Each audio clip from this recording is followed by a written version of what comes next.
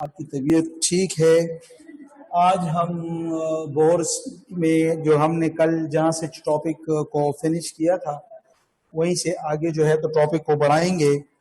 और कल हमने पढ़ा था सॉरी, कल हमारा जो टॉपिक था जाते हुए तो वो टॉपिक था एनर्जी ऑफ इलेक्ट्रॉन। ठीक है, एनर्जी ऑफ इलेक्ट्रॉन को जो है तो फाइंड करना था फॉर हाइड्रोजन स्पीशीज और फॉर हाइड्रोजन लाइक स्पीशीज। ठीक है, तो अभी नेक्स्ट जो है तो हम पढ़ेंगे कि एनर्जी जो होता है तो वो काइनेटिक एनर्जी और पोटेंशियल एनर्जी के सम के बराबर होती है। ठीक है, तो हम कहते हैं कि लेट सपोज हमारे पास यहाँ पे एक शेल है, ये फर्स्ट शेल है, ये सेकंड शेल है लेट से, और ये हमारे पास थर्ड शेल। ठीक है, यहाँ पे हमारे पास इलेक्ट्रॉन मौजूद होते हैं तो इसकी एनर्जी E1 होती है। लेट से अगर इलेक्ट्रॉन यहाँ हो तो इसकी एनर्जी E2 और इलेक्ट्रॉन यहाँ है तो इसकी एनर्जी E3 होती है। ठीक है, तो E1 में जो हमारे पास इलेक्ट्रॉन की एनर्जी है तो कितनी एनर्जी आती है। अगर मैं एनर्जी इसकी बात करूं, एनर्जी और की बात मैं करूं और ये हाइड्रोजन के लिए मैं बात कर रहा हूं तो हमारे पास हो जाएगी यूनिट क्या होगा, ये इलेक्ट्रॉन वोल्ट पर एटम में बात कर रहा हूं तो हमारे पास क्या वैल्यू आएगी, -13.6 डिवाइडेड बाय n स्क्वायर। ठीक है, तो डेफिनेटली जब हम इस फॉर्मूले को ओबे करेंगे तो E1 हमारे पास हो जाएगा -13.6 डिवाइडेड बाय n की वैल्यू तो 1 है तो इसका मतलब है इसका 1 स्क्वायर वैल्यू आ जाएगी और आ जाएगी इलेक्ट्रॉन वोल्ट पर एटम। इस तरह E1 को फर्दर हम सॉल्व करें तो -13.6 डिवाइडेड बाय 1 स्क्वायर तो 1 ही होगा इलेक्ट्रॉन वोल्ट पर एटम। और इस तरह E1 हमारे पास फाइनली डिसाइड हो गया कि ये हो गया -13.6 इलेक्ट्रॉन वोल्ट पर एटम। अगर ये पहले शेल में हो तो इसकी एनर्जी -13.6 होगी। तो इस तरह अगर हम E2 की बात कर रहे हैं तो उसकी हमारे पास होगी E2 is equal to -3.4 electron volt per atom. अगर आपको यकीन नहीं आता तो आपके पास फॉर्मूला मौजूद है, फॉर्मूला में पुट करें E2 -13.6 divided by n square, इस मरतबा 2 होगा तो 2 का स्क्वायर जब आएगा तो 4 आएगा। तो जब -13.6 को 4 पे डिवाइड करें तो आपके पास वैल्यू -3.4 आएगी। ठीक है, इस तरह अगर E3 की हम करें तो सो ऑन आप जाते जाएं और आपके पास जो है तो वैल्यूज आती जाएंगी। ठीक है, अभी हम ऐसे करते हैं, यहाँ पे एक आपकी स्टूडेंट्स ने कल पूछा था कि ये काइनेटिक एनर्जी और पोटेंशियल एनर्जी का क्या मसला है, तो वो अभी हम यहाँ पे सॉल्व करते हैं। तो हम कहते हैं कि हमारे पास एनर्जी जो होती है जिसको हम कहते हैं टोटल एनर्जी, तो वो इलेक्ट्रॉन की बराबर होती है kinetic energy plus potential energy के। ठीक है, टोटल एनर्जी हमारे पास बराबर होती है काइनेटिक एनर्जी और प्लस पोटेंशियल एनर्जी के। अभी काइनेटिक एनर्जी जो है तो इसको अलग से एक्सप्लेन करेंगे और इसको अलग से एक्सप्लेन करेंगे। तो इसको जब अलग से एक्सप्लेन करें तो हम यहाँ पे लिखेंगे कि kinetic energy is equal to minus जो है तो टोटल एनर्जी, माइनस जो है तो वो टोटल एनर्जी जो होती है उसके माइनस के बराबर होती है। और ये हमारे पास ये इसका फॉर्मूला हो गया। और टोटल एनर्जी तो वैसे भी इलेक्ट्रॉन अगर पहले शेल में दूसरा हो, तीसरा हो, चौथा हो, पांचवा हो, छठा हो, जो भी हो तो टोटल एनर्जी डेफिनेटली हमारे पास नेगेटिव ही आएगी। तो हम इस तरह भी कह सकते हैं कि टोटल एनर्जी के साथ अंदर नेगेटिव जाए। तो ये हमारे पास तो काइनेटिक एनर्जी का जो है तो क्या है, ये काइनेटिक एनर्जी का फार्मूला है। इस तरह जब पोटेंशियल एनर्जी के लिए हम फार्मूला बनाते हैं तो पोटेंशियल एनर्जी हमारे पास बराबर होगी किस चीज के, वो हमारे पास twice of the total energy के बराबर होगी। और फिर वही बात की टोटल एनर्जी तो 1 2 3 4 5 6 7 जितने भी शेल वो नेगेटिव होती है तो ये नेगेटिव साइन आ जाएगा। तो हमारे पास ये इसकी दूसरी जो है तो फॉर्म होगी। तो ये शॉर्टकट फॉर्मूला जो है तो आपको काइनेटिक और पोटेंशियल एनर्जी के बारे में आगाही देंगे। जब इनको हम यूज करते हैं तो यहाँ पे एक एग्जांपल कर लेंगे कि आप इन दोनों को समझ सकें। मैं लेट सपोज यहाँ पे एक एग्जांपल करता हम, जिससे आपके ये ऊपर फॉर्मूले के आइडियाज क्लियर हो जाएंगे। लेट सपोज मैं कहता हूं कि मेरे पास टोटल एनर्जी जो है तो वो मेरे पास है -3.4 इलेक्ट्रॉन वोल्ट। ठीक है, टोटल एनर्जी मेरे पास -3.4 इलेक्ट्रॉन वोल्ट। तो ये कौन सा शेल है? शाबाश, मुझे बताओ ना, शाबाश। ये हमारे पास सेकंड शेल है। सेकंड शेल में हमारे पास जो एनर्जी होती है वो -3.4 इलेक्ट्रॉन वोल्ट है। और सेकंड शेल को हम क्या कहते हैं? लेट सपोज अगर मैं कहता हूं ये इलेक्ट्रॉन यहाँ से ऊपर दूसरे शेल में गया है तो इसकी एनर्जी -3.4 इलेक्ट्रॉन वोल्ट है। तो इस जगह को सेकंड शेल का दूसरा नाम क्या है? क्योंकि यहाँ पे तो एक्साइटेशन हुई है और फर्स्ट टाइम ही हुई है, तो दूसरे शेल को हम फर्स्ट एक्साइटेड स्टेट भी कहते हैं। लेकिन यही इलेक्ट्रॉन जब ऊपर चला जाए तो इसको हम थर्ड शेल भी बोलते हैं या सेकंड एक्साइटेड स्टेट कहेंगे। तो ये पहले सेकंड शेल को हम क्या कह सकते हैं? सेकंड शेल को हम फर्स्ट एक्साइटेड स्टेट भी कह सकते हैं। Is it clear? First excited state. तो हमने क्या बोला? हमने बोला कि टोटल एनर्जी हमारे पास है -3.4 इलेक्ट्रॉन वोल्ट, और ये इलेक्ट्रॉन की एनर्जी कौन सी जगह पे है? सेकंड शेल में है। या अगर सेकंड शेल ना ईटा वाले आपको धोखा देंगे तो आपको कहेगा कि टोटल एनर्जी मेरे पास -3.4 इलेक्ट्रॉन वोल्ट जो है तो ये फर्स्ट एक्साइटेड स्टेट की एनर्जी है। तो फर्स्ट एक्साइटेड स्टेट का मतलब भी सेकंड शेल ही हुआ।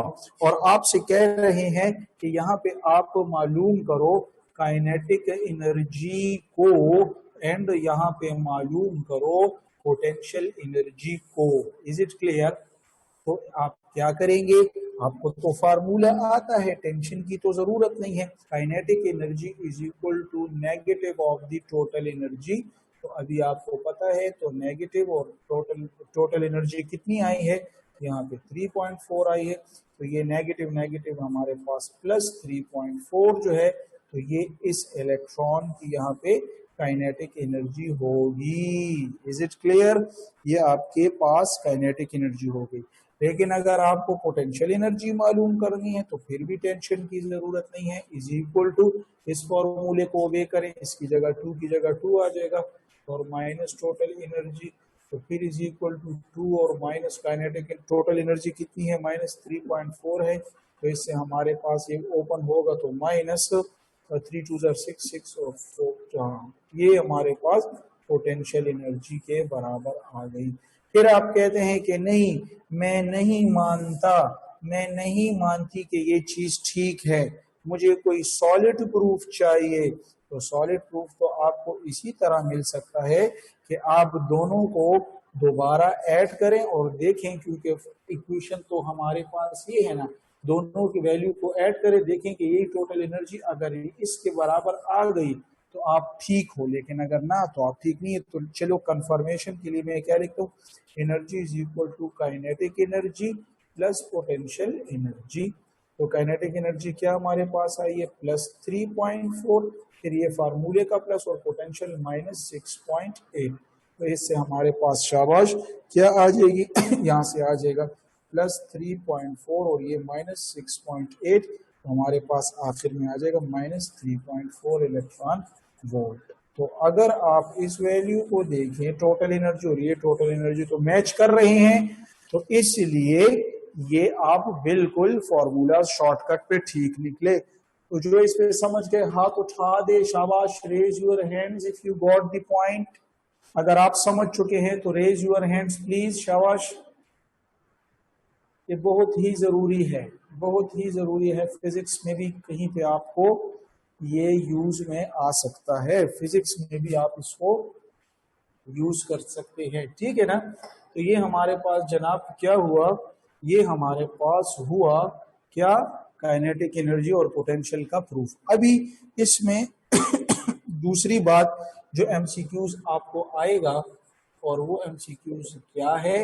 वो एमसीक्यूज ये है, अपने साथ लिख लें कि जब भी आप एज लिख लें, एज वी गो हायर, जब भी हम हायर जाते हैं, यानी फर्स्ट शेल से सेकंड, सेकंड से थर्ड, थर्ड से फोर्थ, इस तरह जब हम जाते हैं तो हमारे साथ क्या होता है?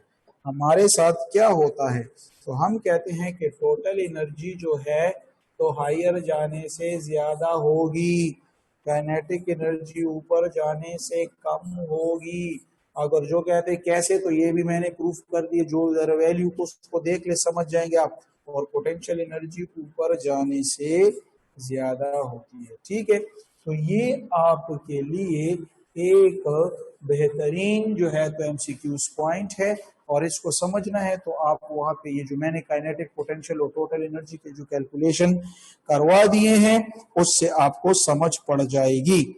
तो जब आप इस पॉइंट पे भी समझ गए तो फिर इसमें हमारे पास एक नया पॉइंट आता है, और वो पॉइंट हमारे पास है आयोनाइजेशन एनर्जी का। इसमें हमारे पास नेक्स्ट जो पॉइंट आता है वो है आयोनाइजेशन एनर्जी का, ठीक है। वो हमारे पास आयोनाइजेशन एनर्जी का जो है तो क्वेश्चन आता है। ये तो टोटल एनर्जी, काइनेटिक एनर्जी और पोटेंशियल एनर्जी की बहस हो गई। अभी हम आयनाइजेशन एनर्जी की बात करते हैं। आयनाइजेशन एनर्जी कहते किसे हैं? एमन आसिफ ने हाथ उठाया तो मैं एमन आसिफ का क्वेश्चन जो है तो ये मैंने ले लिया।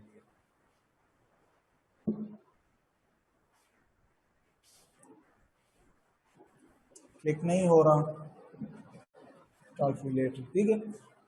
तो काइनेटिक आयनाइजेशन एनर्जी जो है तो ये किसे कहते हैं, तो सिंपल सा कॉन्सेप्ट है आयनाइजेशन एनर्जी के। लेट सपोज हमारे पास यहाँ पे एक न्यूक्लियस है, ये मेरे पास यहाँ पे क्या है, शाबाश, एक इलेक्ट्रॉन मौजूद है, या इस इलेक्ट्रॉन की एनर्जी जो है तो E1 होगी।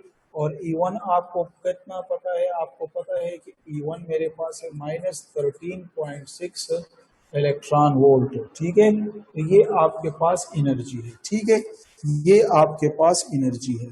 जब ये आपके पास एनर्जी है, आप क्या करेंगे, आप यहाँ से ये इसकी एनर्जी है, अगर आप बाहर से इसको एनर्जी देते हैं, आप बाहर से इसको एनर्जी देते हैं इसलिए कि आप इस इलेक्ट्रॉन को यहाँ से निकाल सके, तो इस एनर्जी को कहा जाता है आयोनाइजेशन एनर्जी। तो डेफिनेटली ये माइनस साइन जो है तो इसका मतलब है कि न्यूक्लियस ने इतने जोर से इसको पकड़ा हुआ है अपने साथ। अभी आप क्या करोगे, आप इसको आयनाइजेशन एनर्जी जो है तो कितनी दोगे, इतनी ही दोगे, 13.6 ही होगा, लेकिन साइन इसमें क्या होगा, पॉजिटिव हो जाएगा, और वो हो जाएगा इलेक्ट्रॉन। Is it clear? तो हम इस तरह भी कह सकते हैं कि ये जो एनर्जी ऑफ इलेक्ट्रॉन होती है तो ये न्यूक्लियस ने इसको अपने गिर्द बांधा होता है किसी खास एनर्जी के साथ, और अगर आपको इस इलेक्ट्रॉन को इस न्यूक्लियस की कैद से आजाद कराना है तो आप इसको आयनाइजेशन एनर्जी दोगे, तो उतनी ही दोगे जितना उसकी वैल्यू है, सिर्फ इसमें साइन जो है तो वो पॉजिटिव हो जाएगा। Is it clear? इस तरह दूसरे शेल में अभी हमने पढ़ा वो है -3.4, तो उसकी आयनाइजेशन हो जाएगी +3.4। Is it clear? तो ये आपको सिर्फ अपने साथ जो है तो याद रखना है। क्लियर है? तो ये आयनाइजेशन एनर्जी का कॉन्सेप्ट है। इस तरह आयनाइजेशन एनर्जी में कुछ और भी कुछ बातें आ जाती हैं, कुछ और भी एक क्वेश्चन आ जाता है। तो वो क्वेश्चन कैसे आएगा, इसके लिए मैं पहले आपको शॉर्टकट्स बताता हूँ। तो आयनाइजेशन एनर्जी के जो शॉर्टकट्स हैं तो उसको आप अपने साथ याद रखें। एक होता है फॉर हाइड्रोजन और दूसरा होता है फॉर हाइड्रोजन लाइक स्पीशीज। एक होता है फॉर हाइड्रोजन, एक होता है फॉर हाइड्रोजन लाइक स्पीशीज। ये ईटा के लिए आप याद रखें। इसकी आयनाइजेशन एनर्जी आपको मालूम करनी है तो वो बराबर होती है ई जो होती है तो वो इन्फिनिटी माइनस ई ग्राउंड के। Is it clear? ये आपके पास जो होता है तो क्या होता है, फॉर्मूला होता है। इस तरह अगर हाइड्रोजन लाइक स्पीशीज के लिए आपने मालूम करना है तो इसके लिए हो जाएगा ionisation energy is equal to ionisation energy of hydrogen into into, शाबाश याद रखें, Z square divided by N square. तो ये हाइड्रोजन लाइक स्पीशीज के लिए एक शॉर्टकट है जिससे आप उसकी आयनाइजेशन एनर्जी को मालूम कर सकते हैं। दोनों को समझने के लिए मैं दोनों पे एक एक क्वेश्चन आपको एमसीक्यूज यहाँ करवा देता हूँ कि आपका आइडिया क्लियर हो जाए। तो यहाँ पे मैं एक एमसीक्यूज करवाने लगा हूँ, उस एमसीक्यूज को आप गौर से देखें। क्वेश्चन है कि the ionization energy of, question है the ionization energy of hydrogen, of hydrogen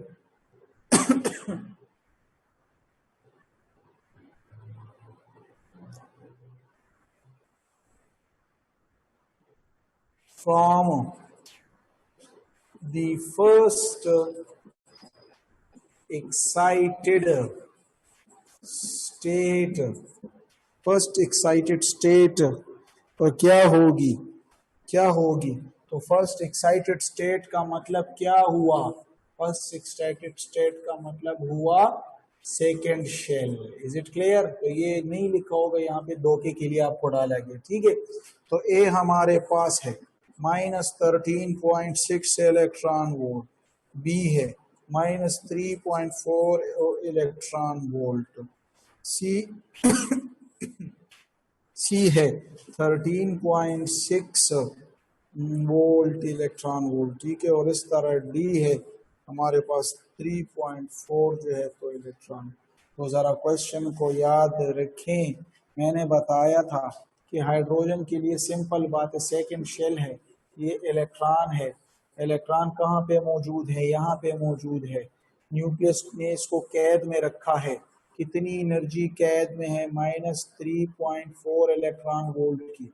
इसको जब आप निकालोगे, कैद से आज़ाद करोगे, तो इसकी आयनाइजेशन एनर्जी अभी पॉजिटिव 3.4 इलेक्ट्रॉन वोल्ट होगी, जो हमारे पास option D is the right answer. MCQs number 2 को देखें, बहुत इंपॉर्टेंट है। क्वेश्चन हमारे पास कह रहा है कि ionisation energy of hydrogen is equal to 13.6 electron volt. The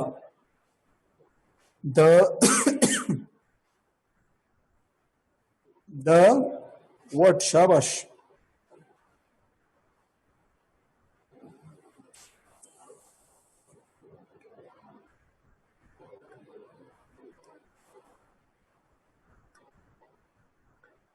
The ionization energy of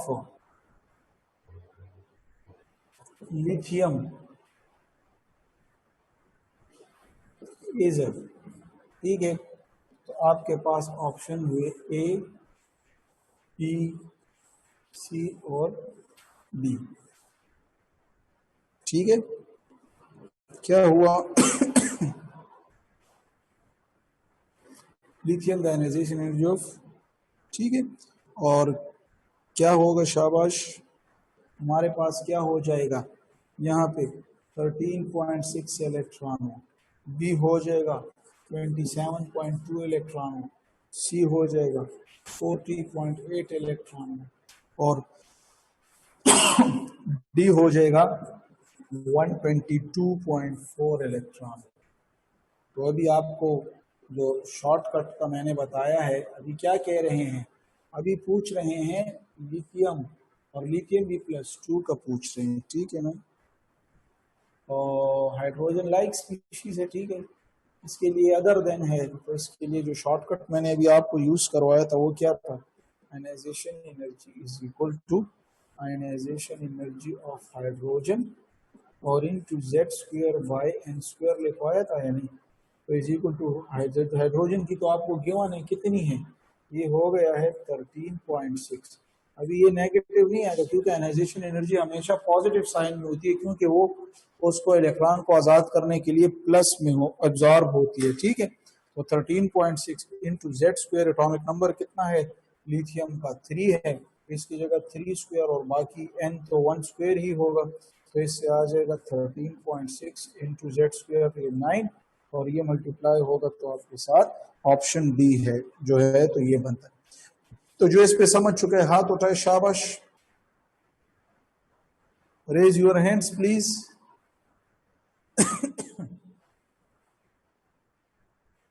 ठीक है, वेरी गुड, सही है ना। तो ये आपके पास जो है तो आयनाइजेशन एनर्जी और उनके कुछ पॉइंट्स हुए। ठीक है, अभी इस पे नेक्स्ट आते हैं। नेक्स्ट इस पे भी एक क्वेश्चन आदा करते हैं। ठीक है, इस तरह तो क्वेश्चन बहुत है, मैं करूंगा ना तो ये तो खत्म होने के नाम नहीं लेते, लेकिन अभी आपको चूंकि पता है कि हम यहाँ पे आपको जो है तो शॉर्टकट्स देते हैं, बाकी आप सिर्फ इतना एक क्वेश्चन दो करेंगे, बिल्कुल एक क्वेश्चन दो आप लोगों के लिए हम इतना करेंगे कि आपको जो है तो सिर्फ क्लियर हो जाए आइडिया। बाकी प्रैक्टिस है तो वो आप जितना आप प्रैक्टिस कर सकते हैं एमसीक्यूज बुक से उतना आप मैक्सिमम किया करें। ठीक है, इसमें नेक्स्ट जब एनर्जी हो गई, आयनाइजेशन एनर्जी की बातें भी हो गई, kinetic energy, potential energy, total energy, as we go higher, ये सारी हो गई। तो इसके बाद पांचवा नंबर जो आता है वो हमारे पास है वेलोसिटी ऑफ इलेक्ट्रॉन। क्या होता है? Velocity of electron. तो वेलोसिटी ऑफ इलेक्ट्रॉन को जो है तो आप कैसे कैलकुलेट करेंगे? तो अभी ये वेलोसिटी आपके बुक में नहीं है, वेलोसिटी आपके बुक में नहीं है, मगर शॉर्टकट मैं आपको दे रहा हूं, आप अपने साथ याद कर लें। और ये है velocity is equal to 2.18 into 10 to the power 6 z by n। ठीक है, ये होता है मीटर पर सेकंड। ठीक है, तो ये आपके पास वेलोसिटी का शॉर्टकट आ गया है। ठीक है, मैं भी आपको एक क्वेश्चन इस पे भी कर दूंगा, अगर ईटा में कहीं वेलोसिटी ऑफ इलेक्ट्रॉन का आ जाए तो आपको ये फॉर्मूला याद होना चाहिए। तो क्वेश्चन है कि द वेलोसिटी ऑफ इलेक्ट्रॉन इन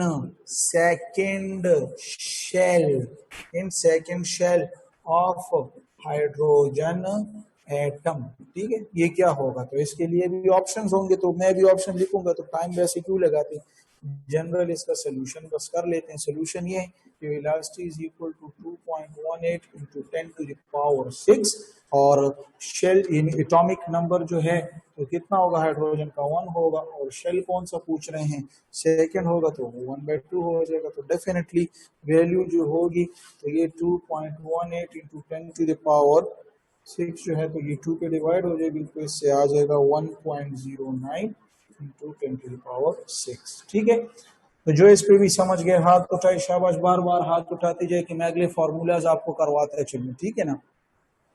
ठीक है, राइट, वेरी गुड। ठीक है, आप इस पे भी समझ चुके हैं। इस तरह नेक्स्ट पे मैं आता हूं और नेक्स्ट हमारे साथ है, शाबाश, नेक्स्ट जो हमारे पास पॉइंट है वो बहुत ही इंपॉर्टेंट पॉइंट है, और ये पॉइंट हमारे पास पॉइंट नंबर 6 में आता है, और ये है स्पीड ऑफ इलेक्ट्रॉन।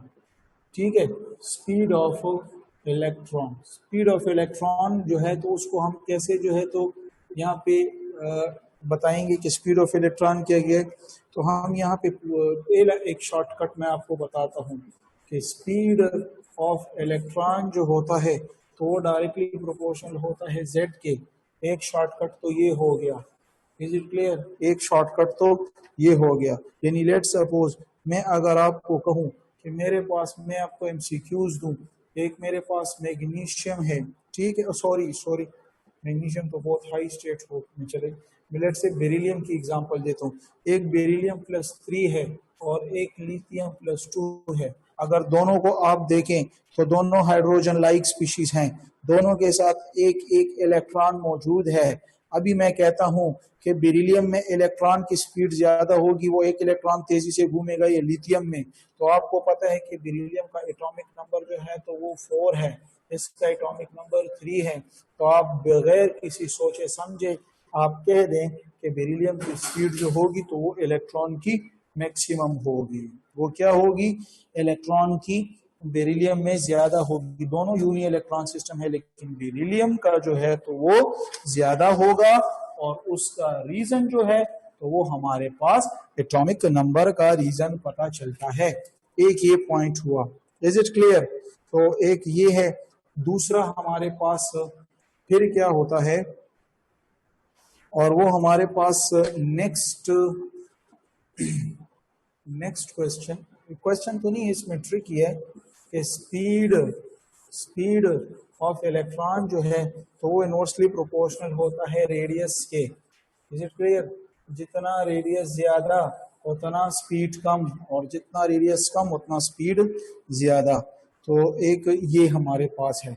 एक और मैं आपको बताता चलूं स्पीड के साथ कि speed of electron is directly proportional to temperature, यानी किसी एटम को एक ऐसे जगह रखा है जिसका टेम्परेचर ज्यादा है तो वो जो है तो ज्यादा होगा, उसकी स्पीड उसकी ज्यादा होगी। ठीक है ना? तो ये हमारे पास कुछ जनरल स्पीड के बारे में इंफॉर्मेशन जो थी तो मैंने आपके साथ शेयर कर ली। ठीक है, इस तरह मैं आपके साथ 7वें नंबर पे एक और चीज स्टडी शेयर करूंगा, और वो हमारे पास है स्टेशनरी वेव।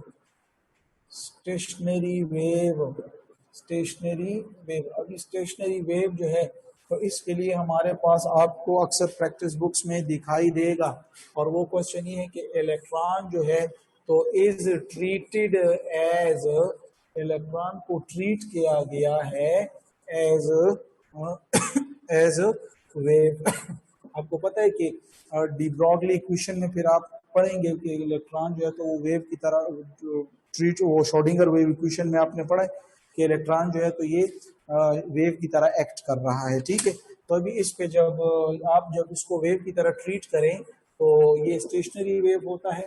तो क्वेश्चन इसमें एमसीक्यूज ये है कि the number of waves in third orbit of hydrogen atom तो इज कितने होते हैं। ठीक है, तो इसमें ऑप्शन ए, बी है 2, सी है 3, यानी इलेक्ट्रॉन को अगर स्टेशनरी वेव कंसिडर किया गया तो अगर इलेक्ट्रॉन तीसरे शेल में है तो इसमें नंबर ऑफ वेव्स कितने होंगे, और डी जो है तो 4।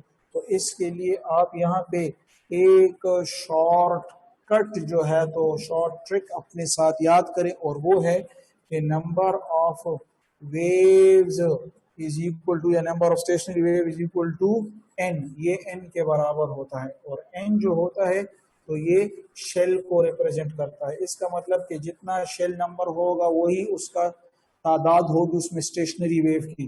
तो यहाँ क्वेश्चन क्या कह रहा है, थर्ड ऑर्बिट यानी तीसरा शेल, तो डेफिनेटली इसमें जवाब भी फिर 3 ही आएगा। तो उसमें 3 स्टेशनरी वेव्स जो हैं तो ये बन रहे हैं। Is it clear? बहुत ही इंपॉर्टेंट है। ठीक है, इसके अलावा 8वां नंबर एक चीज मैं आपको बोहर्स के साथ रिलेटेड बता दूं। ये देखो, मैं आपको एक एक क्वेश्चन एक एक दो कर रहा हूं, आपको सिर्फ ये चीजें लेकर अपने सामने रखनी है, प्रैक्टिस बुक्स रखनी है और उस पर प्रैक्टिस करनी है, तो इंशाल्लाह आप इससे क्वेश्चन जो है तो निकाल सकते हैं। ठीक है, इसके बाद हमारे पास 8वां नंबर जो है तो आता है, और वो हमारे पास आता है एंगुलर मोमेंटम के बारे में। शाब्दुल्ला हुई चरोर नहीं बरीदम टीचिंग तमाला बस जवाब रहा का चसिंग देंगे तमाला जवाब रहा का।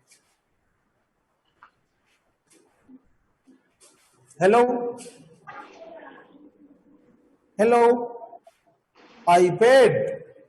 हेलो सर, अस्सलाम वालेकुम। वालेकुम सलाम जी। सर यहाँ पर जो आप ये स्टेशनरी वेव और स्पीड ऑफ इलेक्ट्रॉन और ये वेलोसिटी ऑफ इलेक्ट्रॉन करें तो ये सर हाइड्रोजन एटम्स के लिए हम सिर्फ इस्तेमाल कर सकते हैं। हाँ, ये आपके बुक में है भी नहीं। अच्छा, ये सारे हाइड्रोजन स्पीशीज के लिए करते हैं और ये है भी नहीं है, लेकिन ये मैं आपको सिर्फ करवा रहा हूँ कि अगर आ जाए तो ये हाइड्रोजन सिंपल स्पीशीज के लिए सिर्फ अपने साथ ही आप कर ले। ठीक है, और हाइड्रोजन लाइक स्पीशीज के लिए भी इस्तेमाल कर सकते हैं, यानी हाइड्रोजन और हाइड्रोजन लाइक स्पीशीज दोनों के लिए आप यही ओबे कर सकते हैं। ठीक है, और सर ये जो स्पीड ऑफ इलेक्ट्रॉन है, जो अगर कोई इलेक्ट्रॉन थर्ड शेल में होगा तो उसकी स्पीड जो है वो सेकंड शेल में जो इलेक्ट्रॉन है तो उससे कम होगा, क्योंकि वहां पर रेडियस ज्यादा हो जाता है। हाँ ना, मैंने आपको कहा कि स्पीड और रेडियस के इनवर्स ताल्लुक है, यानी पहले शेल में हो दूसरे शेल में होगा तो वो रेडियस कम और तीसरे में रेडियस ज्यादा है। तो इसका मतलब है दूसरे में रेडियस कम है तो स्पीड ज्यादा है। अच्छा, और पहले में और भी रेडियस कम है तो पहले में और भी स्पीड ज्यादा होगी। ठीक है, यस। ओके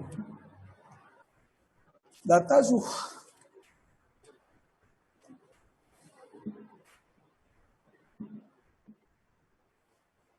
अस्सलाम वालेकुम सर। वालेकुम सलाम। सर मैंने 2 क्वेश्चन करने हैं। एक तो ये करना है कि जो नंबर ऑफ वेव्स हम हाइड्रोजन लाइक स्पीशीज के लिए फाइंड करेंगे ना, तो उसमें हाइड्रोजन लाइक स्पीशीज में नंबर ऑफ शेल एटम के शेल लेंगे या आयन का शेल लेंगे? किसका? देखिए फॉर ये जो आपने शॉर्टकट नीचे बताया ना, नंबर ऑफ वेव्स फाइंड करने के लिए number is equal to number of shell है ना, तो इसमें आयन के नंबर ऑफ शेल लेंगे या फिर एटम के नंबर ऑफ शेल लेंगे? नहीं नहीं, जो इलेक्ट्रॉन जिधर हो, यानी लेट सपोज अगर लिथियम प्लस 2 आपके पास है, सॉरी लिथियम प्लस 2 है ना, लिथियम प्लस 2 होते हैं, हाँ 3 इलेक्ट्रॉन होते हैं। जब 2 चले गए तो डेफिनेटली मुझे खुद बताएं तो वो जो एक इलेक्ट्रॉन रह गए वो किधर रह जाते? तो डेफिनेटली वो वन शेल में रहता है ना, वन शेल में रहता है ना। यस सर, तो उसका वन तो इसके लिए हाँ ना, एन फिर 1 कंसिडर हो गया ना, क्योंकि वो एक इलेक्ट्रॉन तो डेफिनेटली मोर स्टेबल स्टेट में रहेगा। और स्टेबल स्टेट कौन सी होती है? जिसकी एनर्जी कम होती है, तो कम एनर्जी पहले शेल में कंसिडर होगा उसके लिए। और सर एक मैंने पूछना था कि जब हम एनर्जी डिफरेंस फाइंड करते हैं, हमने फॉर्मूला पढ़ा del E is equals to E2 माइनस E1 ना, तो उसमें हम खाली उसकी वैल्यूज लेते हैं या साथ नेगेटिव साइन को भी करेंगे? क्योंकि नहीं नहीं एनर्जी नहीं, E2 उसमें इस तरह आप करें कि E2 माइनस E1 पे तब करें कि पहले आप अगर डिफरेंस फाइंड करना हो तो यानी दूसरे और तीसरे शेल का हो या तीसरे और चौथे शेल का हो, तो आप पहले E3 और E4 पहले वो -13.6 और उस फॉर्मूले पे निकाल ले जो जवाब, तो वो जो जवाब भी आ जाए तो फिर उसके बाद आप वहां पे जो हायर शेल होगा वो E2 काउंट करिए, यानी 4 शेल है, और तीसरा शेल है तो वो E1 में काउंट करे और उससे उस वैल्यू को माइनस कर दे तो वो आपके पास डेल्टा E आ जाएगी। लेकिन हम जो सम लेंगे वो तो पॉजिटिव वैल्यूज का लेंगे, मतलब हाँ सॉल्व ना, हम पॉजिटिव करेंगे। जो भी एनर्जी वो आपके पास होगी, एनर्जी तो वही आप यूज करेंगी जो आपके पास शेल की एनर्जी होगी उससे माइनस करेंगे और फिर डेल्टा ई उससे आप मतलब टोटल जो भी फार्मूले में आएगी वो आएगा आपके पास। ठीक है सर, ठीक है। सर एक एमसीक्यू है ना, that change the charge on the electron and proton is reduced to half if the present value of Rydberg's constant is r, then the new value of Rydberg's constant will be? ये इस तरह है कि ये आपके पास अगला topic हम आएगा। अभी हम यहाँ पे जो वेव नंबर वाला ये करेंगे ना, वेवलेंथ और फ्रीक्वेंसी, तो उसमें हमारे पास ये फार्मूला आएगा कि wave number is equal to Rydberg constant और 1/n1 square minus 1/n2 square. तो फिर उसमें रेडबर्ग कांस्टेंट वैल्यू जो है तो वह है E4m divided by 8 epsilon not square h cube, ये वैल्यू होगी। तो उस पे फिर ये होगा, और ये अभी तक आपने नहीं पढ़ा, ठीक है, ये मैं पढ़ाऊंगा आपको।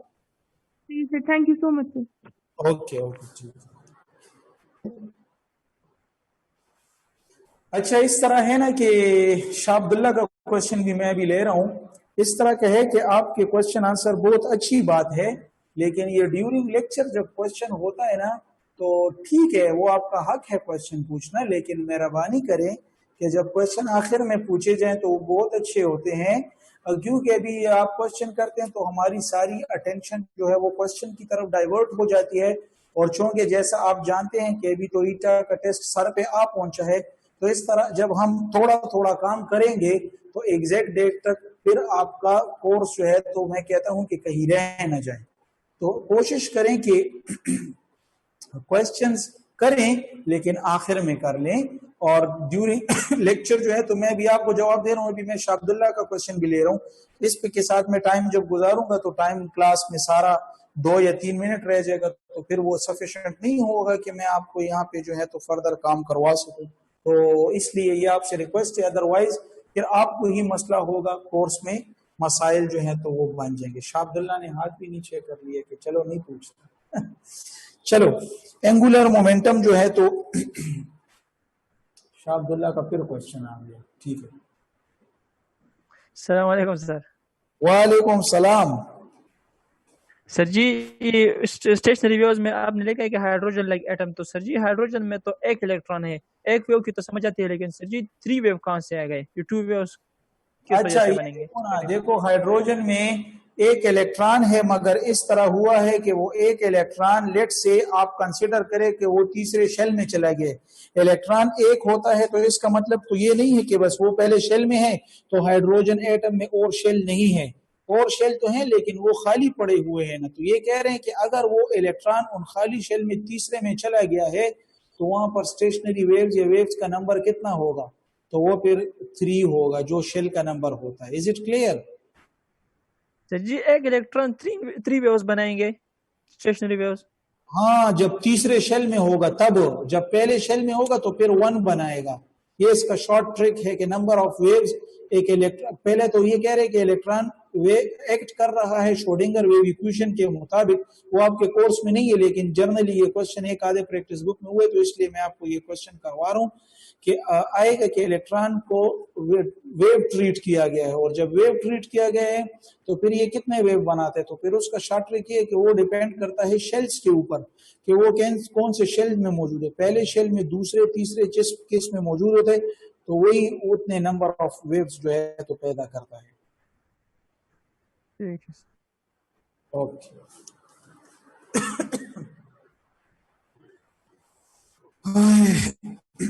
तो एंगुलर जो है तो मोमेंटम, तो एंगुलर मोमेंटम जो आपको फाइंड करनी हो तो वो शेल में भी फाइंड कर सकते हैं, और वो आप किसी ऑर्बिटाल में भी फाइंड कर सकते हैं, या सब शेल में हम कह सकते हैं। ठीक है, तो ऑर्बिटाल में या शेल में जो है तो फाइंड कर सकते हैं। तो एंगुलर मोमेंटम जब आपको शेल में फाइंड करना है तो उसके लिए एक शॉर्टकट होगा, और वो शॉर्ट ट्रिक हमारे पास है mvr is equal to nh by 2 pi. और n जो होता है तो ये नंबर ऑफ शेल को रिप्रेजेंट कर रहा होता है, यानी शेल 1 2 3 4 जो भी होगा वो वैल्यू आपने यहाँ पे पुट करनी है। ठीक है, लेकिन जब ऑर्बिटाल होगा तो उसके लिए आपको क्या करना है, फिर आप लिख लें mvr is equal to nh by 2 pi. लेकिन अभी यहाँ पे n की जो वैल्यू है तो इसको आप फर्दर ओपन करें, और ये अगर फर्दर ओपन करें तो ये बराबर होता है ऑर्बिटल एंगुलर मोमेंटम के, और ये इक्वल होगा l प्लस 1 के। ठीक है, तो अभी इसके लिए इस वैल्यू को आप ऊपर डाल लें। जब आप ऊपर डालेंगे तो इसकी जगह बस मैं डायरेक्ट, ये तो ऑर्बिटल में है तो इसके लिए मैं लिखता हूँ orbital angular momentum is equal to n की जगह इन की वैल्यू डाल दूंगा, और इसकी वैल्यू क्या है, इसकी वैल्यू है l प्लस 1। ठीक है, l प्लस 1, और यहाँ पे हो जाएगा h डिवाइडेड बाई 2 पाई। फिर ये लोग कहते हैं कि ये h प्लैंक्स कांस्टेंट और वो जो है तो 2 और पाई ये सारे कांस्टेंट है, तो इसको आप शॉर्टली रिप्रेजेंट करो किससे, ये शॉर्टली रिप्रेजेंट होता है h क्रॉस से, इस तरह इससे जाहिर होता है। तो हमारे पास हो जाएगा orbital angular momentum is equal to l plus 1 dot h dash. ठीक है, तो ये हमारे पास इसका एक शॉर्टकट जो है तो आ गया है इस चीज के लिए, एंगुलर मोमेंटम इन शेल के लिए। ये आपको याद रखना है, और कह भी दें कि शेल में एंगुलर मोमेंटम यानी mvr जो है तो वो डिपेंड करता है n की वैल्यू पे, जितना n की वैल्यू डायरेक्टली प्रोपोर्शनल है, क्योंकि सामने इसके लिखा हुआ है। जब सामने लिखा है तो इसका मतलब ये हुआ कि जितनी n की वैल्यू ज्यादा होती है तो एंगुलर मोमेंटम जो है शेल में वो ज्यादा होगी। लेकिन यहाँ पे ये पूछ रहे हैं कि अगर ऑर्बिटल में हो तो उसके लिए आपको कौन से फार्मूले को ओबे करना है, उसमें आपको इस फार्मूले को ओबे करना है। अभी इस फार्मूले को जब यूज करना है तो इसके लिए मैं कैसे यूज करूंगा, इस पे मैं यहाँ पे एक MCQs डाल दूंगा, और वो MCQs क्या है, वो है कि इन विच ऑर्बिटल यानी किस ऑर्बिटल में द एंगुलर मोमेंटम, यानी जो द ऑर्बिटल एंगुलर मोमेंटम जो होगा in which orbital the orbital angular momentum of electron is zero, वो कौन से में ऑर्बिटल एंगुलर जीरो आता है? तो ये तो सिंपल क्वेश्चन आपने प्रैक्टिस किए भी होंगे। 2p, b जो है तो 2s, c जो है तो 3d और d जो है तो 4f। इनमें से किस के लिए जो है तो ऑर्बिटल एंगुलर मोमेंटम किस ऑर्बिटल के लिए जीरो आता है? तो आपको तो पता है कि शॉर्टकट आपको पता है, orbital angular momentum is equal to l plus 1 और h डैश, इस तरह। तो यहाँ पे इज इक्वल टू l जो है तो अगर मैं s के लिए अप्लाई करूं, s के लिए एजिम्यूटल क्वांटम नंबर आप आगे पढ़ेंगे, l 0 के बराबर होता है। तो यहाँ पे 0, यहाँ पे 0 प्लस 1 और डैश, तो ये बस anything 0 is 0, is it multiply 0 is 0, ठीक है। तो हमारे पास इसका मतलब ये हुआ कि हमारे पास 2s यानी s ऑर्बिटल के लिए जो l की वैल्यू, जो ऑर्बिटल एंगुलर मोमेंटम है वो 0 निकलता है, क्योंकि अगर p को मैं लूंगा तो उसके लिए l की वैल्यू 1 होगी, उससे कुछ आ जाएगा। इस तरह d के लिए l की वैल्यू 2 और f के लिए 3, तो s जो होता है तो उसके लिए ये 0 पड़ता है, ठीक है। तो उम्मीद है कि आज आप इन बातों को समझ चुके होंगे। तो इंशाल्लाह कल आपसे फिर मुलाकात होगी नए लेक्चर में। आज के लिए इतना इंशाल्लाह काफी है, आपका टाइम ओवर हो चुका है। ओके, तब तक के लिए अल्लाह हाफिज।